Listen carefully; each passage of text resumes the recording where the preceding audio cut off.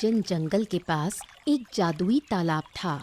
उस तालाब में समय समय पर अजीब घटनाएं होती रहती थीं, इसलिए कोई भी उसके पास नहीं जाता था। कनाईपुर गांव में राजा विक्रम रहते थे।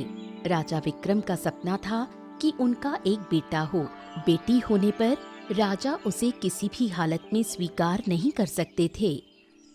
राजा महाराज, आहा, क्या खबर लाई हो दासी, जल्दी बताओ। जरूर मेरा पुत्र हुआ है ना, है ना, है ना? अरे भाई, पुत्र हुआ होगा तो 10 गांव के लोगों को भोज कराऊंगा। राजा महाराज, आपकी बेटी हुई है। आपकी बेटी बहुत ही सुंदर है। इतनी सुंदर तो कोई साधारण लड़की हो ही नहीं सकती। आप इस कन्या से खुश रहें। क्या कहा तुमने? मेरी बेटी हुई है? मैं इस बच्ची को नहीं मानता अपनी औलाद। हमें बेटा चाहिए, बेटा। एक काम करो, तुम इस कन्या को जादुई तालाब में फेंकाओ। अभी इसी समय तुम्हें ये करना होगा, जल्दी करो। लेकिन रानी माँ को होश आने पर क्या कहूँगी? अरे कह देना कि उनका पुत्र मृत हुआ था। महारानी के होश में आने से पहले ही उसे जादुई तालाब में फेंक देना होगा। जल्दी करो। अच्छा, लेकिन राजा महाराज, उस जादुई तालाब पर मैं अकेली नहीं जा सकती। वो बहुत भयानक जगह है। अकेले जाने से मुझे डर लगेगा। तुम्हें अकेले ही जाना होगा। किसी और को साथ ले गई तो कन्या का समाचार सबको पता चल जाएगा। सबको ये घोषणा करनी होगी कि महारानी का मृत पुत्र हुआ है। समझ गई? जाओ। जैसा आप कहेंगे महाराज।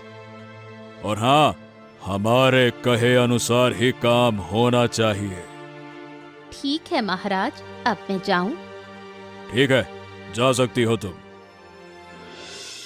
उसी गांव में राघव नाम का एक लकड़हारा रहता था। वो अपनी पत्नी मिनती के साथ जंगल के किनारे एक झोपड़ी में रहता था। राघव रोज जंगल में लकड़ी काटने जाता। कभी कभी मिनती भी उसके साथ जाती। और कितनी दूर चलेंगे? आगे तो जादुई तालाब है, वहाँ नहीं जाना चाहिए। हाँ, अरे बस थोड़ा सा और आगे चलो, आने वाला है। चलो चलो चलो, आ जाओ। लकड़ी बेचकर हमारा गुजारा ठीक ठाक चल ही जाता है। अगर हमारा एक बच्चा होता तो हमारी जिंदगी और भी सुखी होती। अरे ऊपर वाले ने हमारे नसीब में संतान नहीं रखी। बच्चे की बात सोचते ही दिल बैठ जाता है। संतान ना हो तो माँ बाप की कोई कीमत नहीं रहती। तुम दूसरी शादी कर लो। अगर दूसरी शादी से बच्चा हो गया तो? अरे नहीं नहीं नहीं नहीं, ये कैसी बातें करती हो? मैं दूसरी शादी वादी नहीं करूंगा। फालतू की बातें मत करो। मुझे लग रहा है जैसे किसी नवजात शिशु की रोने की आवाज आ रही है। तुम भी सुन रहे हो? हाँ हाँ हाँ, मैं सुन रहा हूँ। चलो आगे देखते हैं। चलो चलो चलो। आगे तो वही जादुई तालाब है। अरे हिम्मत करके चलो, बच्चे की आवाज वहीं से आ रही है। चलो। देखो देखो, तालाब में एक बड़ा घड़ा तैर रहा है। उसके अंदर एक नन्ही सी बच्ची है। अरे चलो यहाँ से भाग्यवान, वरना मुसीबत हो जाएगी। चलो। कहीं नहीं जाऊंगी। इस बच्ची को हम घर ले चलेंगे। अरे तुम समझ नहीं रही हो, ये जादुई तालाब है। इसमें उतरने पर हम जिंदा नहीं लौट पाएंगे, समझो। मुझे लगता है ऊपर वाले ने हम पर कृपा की है। तुम ऊपर वाले का नाम लेकर बच्ची को ले आओ। अच्छा, जा रहा हूँ। ठीक। आज से ये हमारी बिटिया है ना? कितनी सुंदर बच्ची है, बिल्कुल राजकुमारी जैसी। देखो। अच्छा ये बताओ, इसका नाम क्या रखें? इसका नाम राधिका होगा। हाँ, आज से राधिका के साथ हमारी नई जिंदगी शुरू होगी। आज हमें लकड़ी काटने की जरूरत नहीं। चलो घर चलते हैं। हाँ चलो। महाराजा ने बेटी को जादुई तालाब में फेंकने के ठीक 1 साल बाद पुत्र प्राप्त किया। लेकिन इतने वर्षों बाद क्या राजा सुखी है? हाँ, गद्दी पर बैठने की चाह में आज हमारे अपने बेटे ने हमें कैद कर दिया। कुछ सालों के बाद तो उसे अपने आप ही गद्दी मिल जाती। लेकिन क्या बेटा अपने माँ बाप को कैद कर सकता है? पहले तो उसमें सत्ता का लालच नहीं था, अचानक ऐसा क्या हो गया कि अभी गद्दी चाहिए? हमारी सबसे बड़ी गलती थी उसका विवाह करना। विवाह के बाद ही उसमें बदलाव आ गया। शादी के 3 महीने के भीतर ही हमें कैद कर लिया। जिस बेटे के जन्म पर मैंने 10 गांव को भोज दिया था, उसी बेटे ने हमें कैद कर दिया। सब याद है।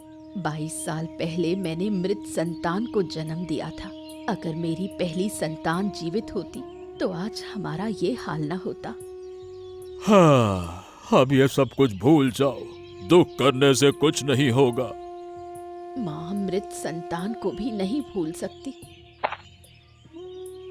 आपके लिए भोजन लाया गया है। हमारे लिए सूखी रोटी और दाल? अरे, क्या यही खाना हमें दिया जाएगा? मेरे बस में कुछ नहीं है। मुझे जैसा आदेश मिलता है वैसा करती हूँ, वरना मेरी जान पर बन जाएगी। मुझे ये खाना खाने में कोई तकलीफ नहीं होगी, मैं खा लूंगी। रानी माँ, आपको देखकर मेरा दिल दुखता है। इतनी अच्छी इंसान होकर आपकी ये हालत सहन नहीं होता। तू मन छोटा मत कर, हमारे भाग्य में यही लिखा था। रानी माँ, मैं अब चलती हूँ। मौका मिला तो आपसे मिलने आऊंगी। ठीक है, तू जा। 22 साल की राधिका अपूर्व सुंदरी बन चुकी थी। उसकी सुंदरता ऐसी थी कि जो एक बार उसे देख ले नजरें हटा नहीं पाता। माँ पिताजी सुबह सुबह लकड़ी काटने चले गए, मैं भी जाऊंगी। तू कहीं नहीं जाएगी, दिन भर इधर उधर घूमती रहती है। तेरा मन घर में बिल्कुल नहीं लगता क्या? घर में रहकर क्या करूं? जंगल के पक्षी, फूल पत्तियों से बातें करना मुझे अच्छा लगता है। तेरी उम्र अब 22 साल हो गई है। इस उम्र में इतनी चंचलता ठीक नहीं। जब मैं छोटी थी तब तो आप मुझे बाहर जाने ही नहीं देते थे, हमेशा घर में बंद रखते थे। अकेले बाहर जाती तो तेरा नुकसान हो सकता था, इसलिए नहीं जाने देती थी। अब तो मैं बड़ी हो गई हूँ, मैं बाहर घूमूं तो इतनी चिंता क्यों करती हो? चिंता क्यों ना करूं, तू हमारी इकलौती संतान। तू आंखों से ओझल होती है, दिल बैठ जाता है। माँ, जानती हो जंगल के किनारे पर एक तालाब है। जब मैं वहाँ खड़ी होती हूँ तो उसका पानी अजीब सा चमकने लगता है। तू कभी वहाँ मत जाना, वो जादुई तालाब है। वहाँ गई तो तेरा नुकसान हो जाएगा। मैं तुझे मना करती हूँ, कभी मत जाना। लेकिन माँ, मुझे तो वहाँ खड़े होकर कोई डर नहीं लगता, उल्टा लगता है तालाब मुझे बुला रहा है। मैं बस हैरान होकर देखती रह जाती हूँ। ओ मेरी बेटी, तू ही हमारे लिए सब कुछ है। तुझे कुछ हुआ तो हम जिंदा नहीं रहेंगे। तू अब कभी जादुई तालाब के पास मत जाना। अच्छा माँ, जब आप इतना मना कर रही हैं तो मैं अब कभी वहाँ नहीं जाऊंगी। मेरी अच्छी बेटी। राजा का इकलौता बेटा राहुल। कुछ महीने पहले ही बहुत धूमधाम से श्यामनगर के जमींदार की बेटी टीना के साथ राहुल की शादी हुई। शादी के कुछ दिन बाद ही राहुल ने सत्ता पर कब्जा कर लिया और राजा रानी को कैद कर दिया। शादी के बाद तुम मुझे एक बार भी घुमाने नहीं ले गए। मुझे सैर पर ले जाना ही होगा। ओहो, ले जाऊंगा भाई, ले जाऊंगा। अभी अभी तो सत्ता मिली है। अरे इस सत्ता को समझने दो। राजमहल में बहुत पुराने लोग हैं, उनकी छटनी करनी पड़ेगी। अपने लोगों को लाना पड़ेगा, तब समझ में आएगा ना। घूमने जाने से पहले तुम्हारे बूढ़े माँ बाप को वनवास देना होगा। अगर किसी तरह बाहर निकलकर उन्होंने फिर से राजमहल का कामकाज संभाल लिया तो बड़ी मुसीबत हो जाएगी। ये तुमने ठीक कहा। एक काम किया जाए, जंगल के पास एक जादुई तालाब है, वही तालाब के किनारे माँ बाप को बांधकर छोड़ देना चाहिए। सुना है कि वहाँ जिसे छोड़ दिया जाए वो फिर कभी जिंदा वापस नहीं आता, है ना? क्या कहती हो? तो फिर बहुत अच्छा होगा। तुम खुद जाकर बांध कर आओगे। दूसरों पर भरोसा नहीं किया जा सकता। अरे मैं तो जाऊंगा ही, साथ में दासी को भी ले जाना होगा। दासी बहुत वफादार है, जैसा कहा जाएगा वैसा ही करेगी। मेरे पिताजी ने राजमहल का कामकाज देखने के लिए कुछ लोग भेजे हैं। वो कल से काम शुरू करेंगे। हाँ, कल एक बार गांव जाना होगा। मेरे साथ मंत्री रहेगा। जिन लोगों ने लगान नहीं दिया उनसे किसी तरह का लगान वसूलना ही होगा। किसी तरह की रियायत नहीं दी जाएगी। अच्छा, अब राजमहल की बातें रहने दो। हम घूमने कहाँ जाएंगे इस बारे में सोचते हैं। कहाँ जाना ठीक रहेगा बताओ। हम नील नदी देखने जाएंगे। नील नदी की सुंदरता हम दोनों मिलकर देखेंगे। सच? मुझसे और इंतजार नहीं हो रहा। मन कर रहा है अभी चले। अरे थोड़ा सब्र करो, अगले महीने ही हम रवाना होंगे। ठीक है, जब तुम कहोगे तभी चलेंगे। हाँ, कल सुबह सुबह उठना होगा। देर से सोए तो सुबह उठ नहीं पाएंगे। मिनती किसी भी हालत में राधिका को अकेले बाहर निकलने नहीं देती। मिनती के मन में हमेशा एक डर बना रहता है। राधिका भी आजकल अकेले बाहर नहीं जाती। वो अपने पिता राघव के साथ कभी कभी जंगल जाती है। अरे बिटिया रानी, अगर तू मेरे साथ ना भी आती तो चलता। मुझे तो लकड़ी काटने में बहुत समय लगेगा। अब तो इतनी देर क्या करेगी बता। पिताजी, मुझे घर पर बैठे रहना बिल्कुल अच्छा नहीं लगता। मैं भी आपके साथ लकड़ी काटूंगी। बिल्कुल नहीं, लकड़ी काटेगी तो तेरे हाथ में छाले पड़ जाएंगे। पढ़ने दो ना, आपके भी तो हाथों में छाले पड़ते हैं। अच्छा पिताजी, आप लोग मुझे कोई काम क्यों नहीं करने देते? न काम करने देते हो न बाहर जाने देते हो। मुझे तो अच्छा नहीं लगता। अब से मैं खाना पकाऊंगी, घर का काम करूंगी। अरे तू हमारी इकलौती बेटी है, तुझसे हम काम क्यों करवाएंगे? हाँ, आप और माँ कितनी मेहनत करते हैं, लेकिन मुझे कोई मेहनत करने ही नहीं देता। अब आगे नहीं जाएंगे, यहीं आज लकड़ी काटेंगे। तू यहाँ चुपचाप खड़ी रह बस, और कुछ मत करना। पिताजी, मैं थोड़ी देर आगे टहल कर आती हूँ। बेटा बहुत दूर मत जाना, हमको चिंता हो जाएगी, है ना? अच्छा पिताजी, मैं अभी लौट आऊंगी।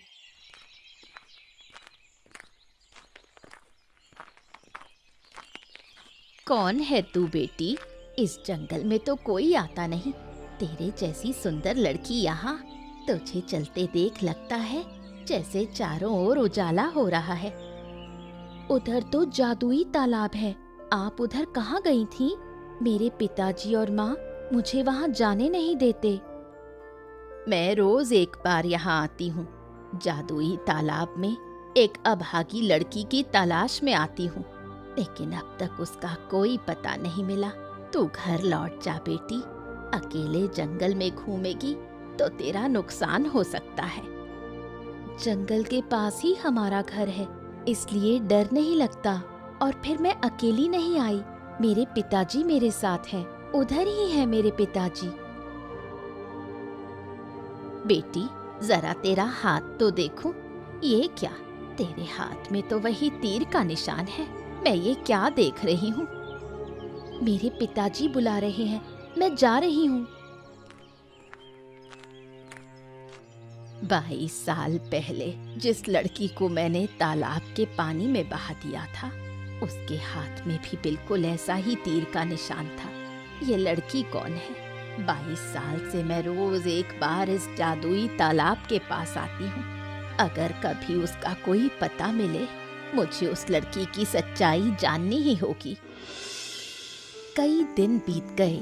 राहुल और टीना ने तय कर लिया कि राजा और रानी को जादुई तालाब के किनारे बांधकर रखेंगे।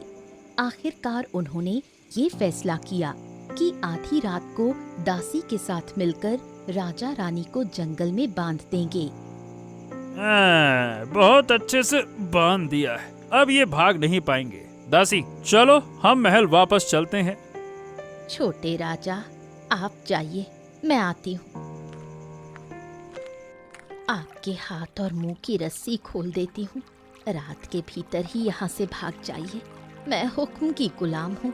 राजा जो कहता है वही दासी को सुनना पड़ता है, जैसे 22 साल पहले सुना था। मैं अब जा रही हूँ, नहीं तो मेरी जान को भी खतरा हो सकता है। और एक बात याद रखिए, राजमहल वापस आने की कोशिश मत करना।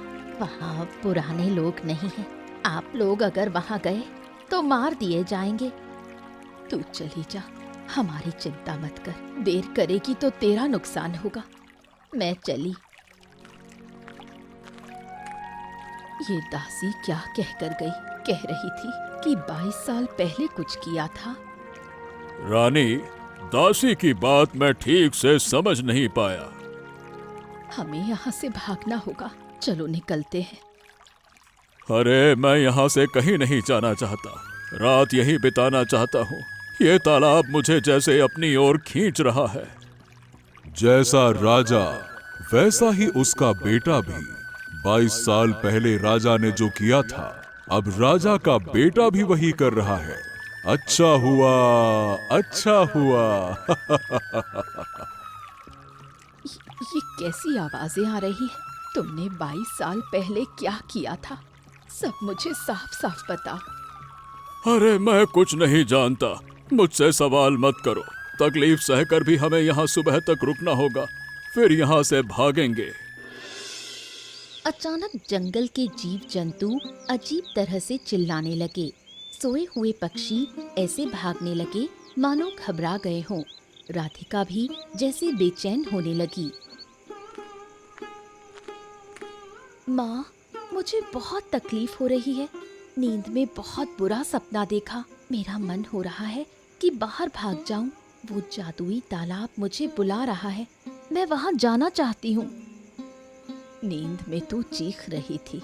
तेरी चीख सुनकर ही मैं और तेरे पिताजी दौड़े आए। हाँ, जंगल के पशु पक्षी भी अजीब कर रहे हैं। लगता है जैसे उन्हें भी बहुत कष्ट हो रहा है। अच्छा, याद है तुम्हें भाग्यवान, 22 साल पहले एक रात बिल्कुल ऐसा ही हुआ था। हाँ, मुझे बहुत अच्छे से याद है। वही सब आज फिर हो रहा है। ओ माँ, मेरे साथ ऐसा क्यों हो रहा है? मैंने सपने में देखा कि आप लोग मुझे छोड़कर कहीं दूर जा रहे हो। ऐसा सपना क्यों देखा माँ? हम तुझे छोड़कर कहाँ जाएंगे बेटी? हम तो तेरे पास ही हैं। तू ही तो हमारी जान है। माँ, मैं एक बार उस तालाब के किनारे जाना चाहती हूँ। अगर वहाँ ना गई तो मुझे बहुत पीड़ा होगी। तालाब का पानी मुझे बुला रहा है। मुझे जाने दो। अरे, इतनी रात को वहां नहीं जाया जा सकता बेटी। हम तेरे पास हैं ना, तुझे कुछ नहीं होने देंगे। तू जरा सोने की कोशिश कर। मैं तेरे सिर पर हाथ फेर देती हूँ। मुझे नींद नहीं आएगी माँ। मेरे शरीर में जैसे आग सी जल रही है। मुझे जाने दो तालाब के पास। समझ गया। जब तक तालाब ना जाएं, तू ठीक नहीं होगी। चल, हम तीनों मिलकर चलते हैं। चल। चल बेटी, हम भी तेरे साथ चलते हैं। चलो।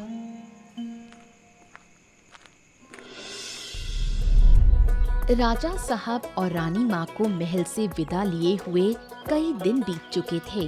उधर राहुल और टीना नील नदी की सैर करने निकल पड़े। कमाल, अद्भुत अद्भुत, कितना सुंदर है ये प्राकृतिक दृश्य। लगता है जैसे मैं प्रकृति में खो गया हूँ। आहा। इस पल ऐसा लग रहा है कि मैं दुनिया की सबसे खुश इंसान हूँ। हमें अब कोई रोक टोक नहीं है। राजमहल अब से मेरे पिताजी के आदेश से चलेगा। हाँ, अभी तो महल की बातें सुनने का मन भी नहीं है। अभी सिर्फ मैं और तुम। जिंदगी भर हम साथ रहेंगे। कोई भी बाधा हमें अलग नहीं कर पाएगी। हम दोनों हमेशा हर मुसीबत में एक दूसरे का साथ देंगे। अरे वो तो कहना ही क्या। देखो, सूरज कैसे पश्चिम के आकाश में झुक रहा है। लाल किरणें निकल रही हैं। चलो नदी में तैराकी करते हैं। अभी नहीं, इस ढलती शाम में अगर तुम तैरी तो ठंड लग जाएगी। अरे घूमने आए हो और बीमार पड़ गई तो अच्छा लगेगा क्या? हाँ, ये बात तो सही है। अच्छा, आज रात को हम क्या खाएंगे? तुम बताओ, तुम्हें जो अच्छा लगे वही खाएंगे, बताओ। आज हम मुर्ग पुलाव और झींगे की मलाई करी खाएंगे। तो ठीक है, वैसा ही होगा। देखो, नीले पानी के नीचे छोटे छोटे कंकड़ दिखाई दे रहे हैं। मैं ये कंकड़ ले जाऊंगी, इन्हें राजमहल में रखूंगी। हम यहाँ कई दिन रहेंगे और जिस दिन वापस जाएंगे उससे पहले तुम कंकड़ ले लेना, अभी मत लो। देखो, सूरज डूब गया, अब अंधेरा हो जाएगा, नदी का पानी भी नहीं दिखेगा। कल सुबह आकर हम नदी देखेंगे। अब चलो यहाँ से। थोड़ी देर और रुकते हैं, कैसी ठंडी हवा चल रही है, मन को बहुत अच्छा लग रहा है। अच्छा ये बताओ, अगर हम सारी रात यहीं बैठे रहें तो कैसा होगा? बहुत अच्छा होगा, मैं यहीं बैठकर रात बिताना चाहती हूँ। तो ठीक है, वैसा ही होगा। कि राजा और रानी तालाब के पास बेहोश पड़े हैं। तीनों मिलकर उन्हें अपने घर ले गए। इस गरीब लकड़हारे के घर में आपको बहुत तकलीफ हो रही होगी, लेकिन क्या करें, इससे बेहतर इंतजाम नहीं कर सकते। हमें कोई परेशानी नहीं है। गरम भात के साथ अंडे की भुर्जी और कलमी साग खाना बहुत अच्छा लग रहा है। तुम लोग भी हमारे साथ खाओ। नहीं नहीं, पहले मेहमानों को खिलाना चाहिए, हम बाद में खाएंगे। बेटी, तेरी बात सुनकर मेरे दिल में अजीब सा एहसास हो रहा है। तेरी सुंदरता मोह लेने वाली है। ऐसा सुंदर इंसान मैंने पहले नहीं देखा। आप तो इस इलाके के राजा रानी हैं, लेकिन आपकी ये हालत कैसे हो गई? हाँ, हमारे बेटे ने हमें इस हाल में पहुंचा दिया। तुम लोग उस रात अगर वहां नहीं पहुंचते तो शायद हमारी जान चली जाती। लेकिन तुम्हारी बेटी की बातें सुनकर दिल को सुकून मिल रहा है, जैसे जैसे जादू है उसके चेहरे में। सच है बेटी राधिका, तेरे भीतर कुछ तो है कि तेरी बातों से हमारा मन खुश हो जाता है। आप लोग अच्छे हैं, इसलिए ऐसा लग रहा है। नहीं बेटी, पहले कभी ऐसा नहीं हुआ। अब हमें यहाँ से जाना होगा। कब तक यहाँ रहेंगे? आप कहीं मत जाइए, बाहर निकलते ही आपके साथ अनहोनी हो सकती है। एक बार भी जाने की बात मत कीजिए, जब तक खतरा टल नहीं जाता आप यहीं रहिए। ठीक है बेटी, तेरी बात हम टाल नहीं सकते। नील नदी की सैर करके राहुल और टीना वापस राजमहल लौट आए। राहुल ने राजमहल का कामकाज भी संभाल लिया, लेकिन अचानक एक हादसा हो गया। शिकार के लिए जंगल में गया राहुल जहरीले सांप के काटने से घायल हो गया।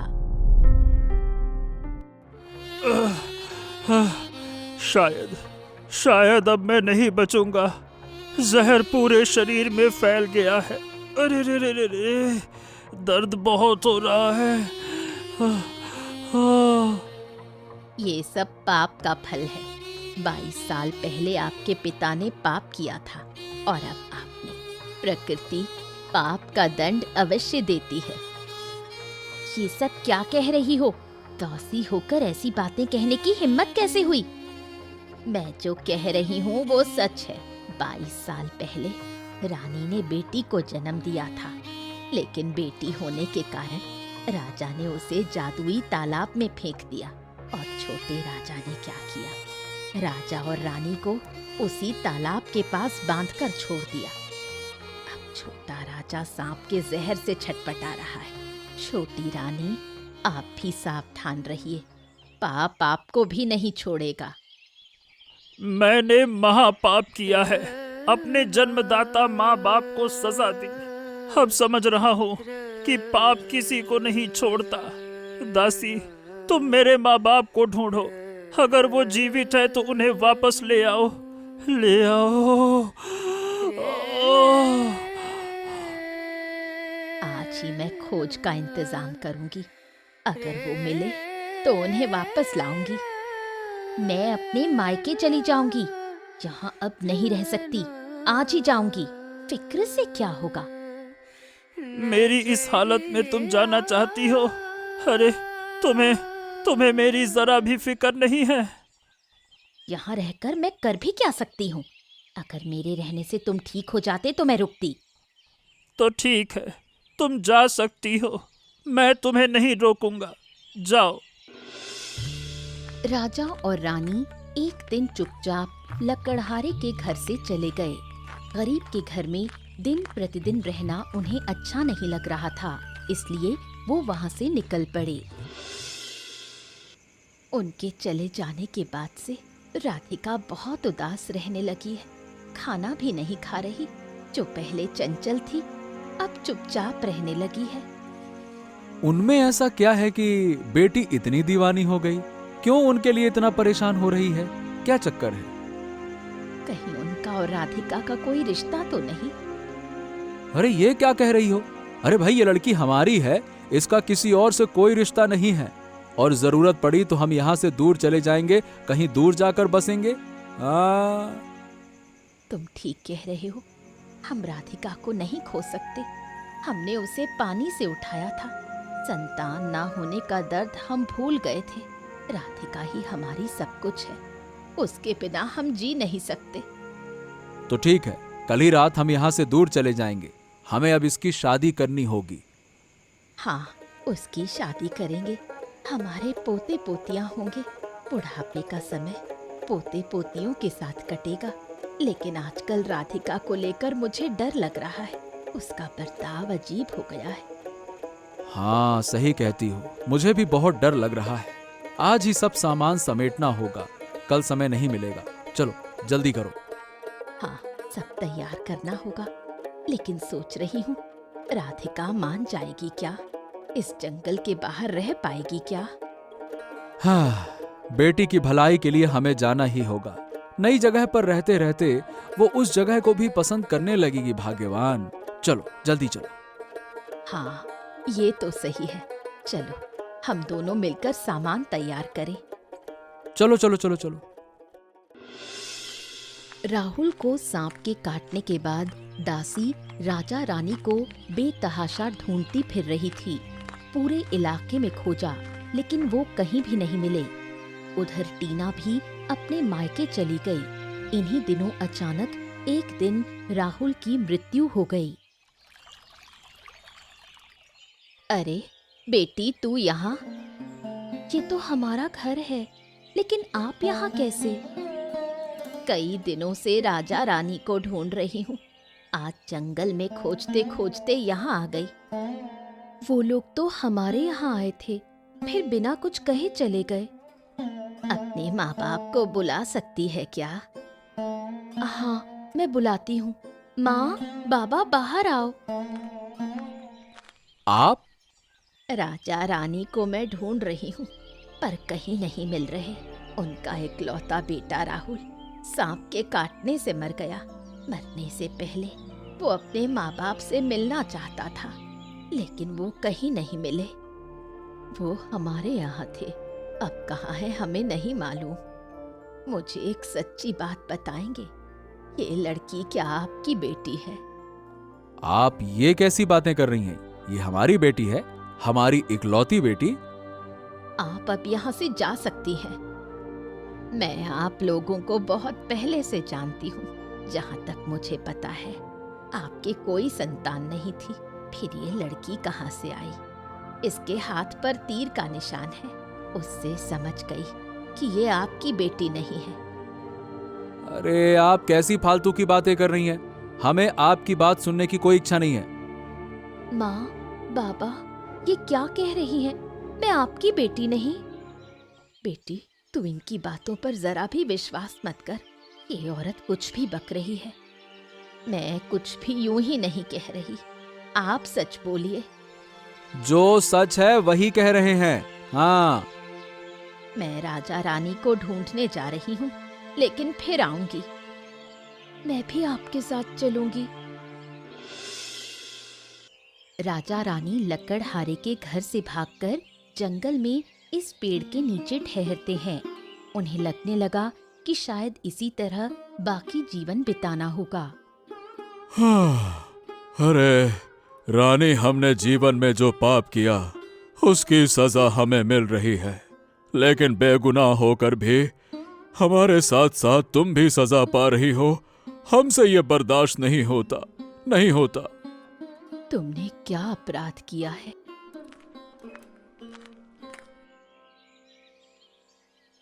मैं बताती हूँ कि इन्होंने क्या अपराध किया। 22 साल पहले आपने जीवित कन्या को जन्म दिया था। आपके होश में आने से पहले ही उस बच्ची को जादुई पोखर में फेंक दिया गया। ये काम मुझसे राजा ने कराया था। अगर मैं ऐसा नहीं करती तो राजा मुझे खत्म कर देता। उस दिन मैंने एक हांडी में आपकी बच्ची को रखकर पोखर में बहा दिया था। ये राधिका आपकी वही बेटी है। हाँ, हम सुबह जंगल में लकड़ी काटने आए थे, तब पोखर के पानी में बच्चे की रोने की आवाज सुनी। फिर उसे घर ले जाकर अपनी संतान मानकर पाला। राधिका तुम्हारी बेटी है। ये सब मैं क्या सुन रही हूँ? हाँ बेटा, बेटा जो सुन रही हो वही सच है। और एक बात, आपका बेटा सांप के काटने से मर गया। हाँ, यही शायद नियति थी। हमने पाप किया, उसकी सजा हमें मिल रही है। महारानी और मेरी बेटी राधिका, हम आप दोनों से हाथ जोड़कर माफी मांगते हैं। हम जानते हैं कि हम माफी के लायक नहीं हैं, लेकिन फिर भी हमें माफ कर दो और राधिका को हम अपने साथ ले जाना चाहते हैं। हाँ बेटी चलो। नहीं, मैं अपने माँ बाप को छोड़कर कहीं नहीं जाऊंगी। सिर्फ जन्म देने से कोई माँ बाप नहीं हो जाते। आप लोग वापस जाइए। अब से राघव और मिनती राजमहल में रहेंगे। हम सब एक साथ राजमहल में रहेंगे। इसके बाद कई महीने बीत गए। सब लोग राजमहल में सुख शांति से जीवन बिताने लगे। बेटी राधिका को लेकर राजा रानी बहुत खुश थे। उधर राघव और मिनती भी राधिका के माँ बाप बनकर राजमहल में थे। मेरे राज्य में अब कभी भी गरीब और असहायों पर अत्याचार नहीं होगा। राजमहल के पुराने लोगों को वापस बुलाना होगा। बेटा राधिका, अब इस राजमहल की जिम्मेदारी तुम्हारी भी है। राघव और राधिका अब से राजमहल की जिम्मेदारी निभाएंगे। ये दोनों अब राजमहल का हिस्सा हैं। अरे आप ये कैसी बातें कर रहे हैं? हमें यहाँ शरण दी आपने, बस यही बहुत है। हमें अपनी बेटी के साथ रहने को मिल रहा है। हमारे लिए यही बहुत है। आप लोग जहाँ रहेंगे मैं भी वहीं रहूंगी। इस महल के प्रति मुझे कोई लालच नहीं। हम सब एक साथ रहना चाहते हैं। इस बात से कोई इनकार नहीं है। इसके बाद सब लोग राजमहल में सुख शांति से जीवन बिताने लगे।